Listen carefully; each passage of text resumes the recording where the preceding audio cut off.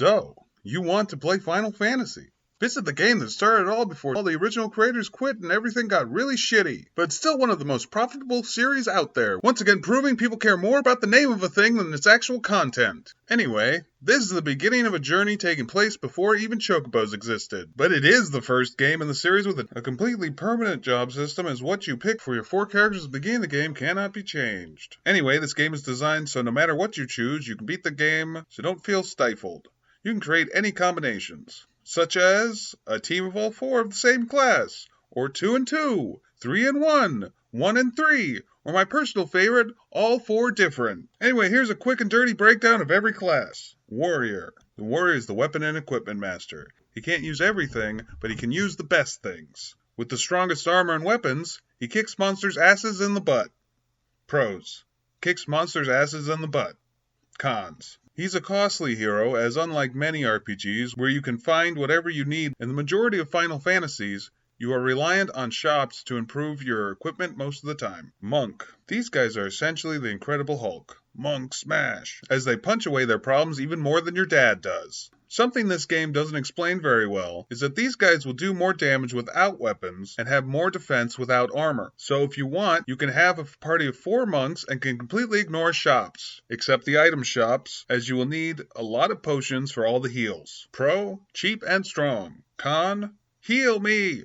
Black Mage. These guys are physically weak and have access to very little weapons and armor, but they will eventually be able to use every black magic spell, which is where you bring the pain. Bring the pain! This is the Glass Cannon class, as they can't take much damage, but cause the most damage out of every class throughout most of the game. Pro, makes the enemies dead.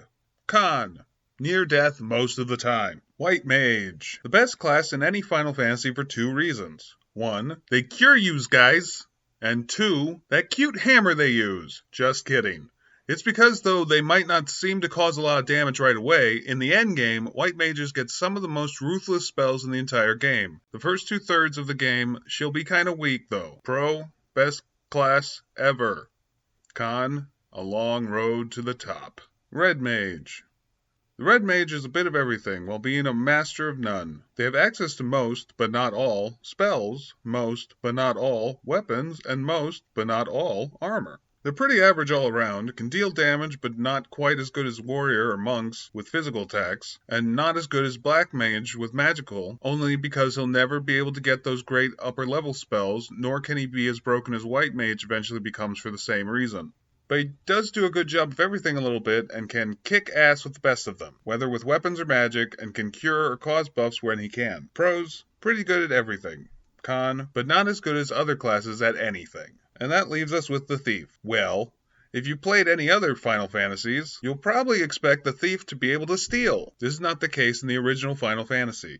And the only good thing about the Thief is the fact that she has a nice speed and can usually hit more times per attack than other classes. However, she'll never do more damage than a warrior, monk, or red mage, so without the ability to steal, there's really no reason to pick this class above any other class. But, since this game is made to be able to win with anyone, and I feel bad for insulting the Thief so much, I'll add one to my crew of light warriors for this playthrough. One last thing, and that's give everyone an awesome name and continue.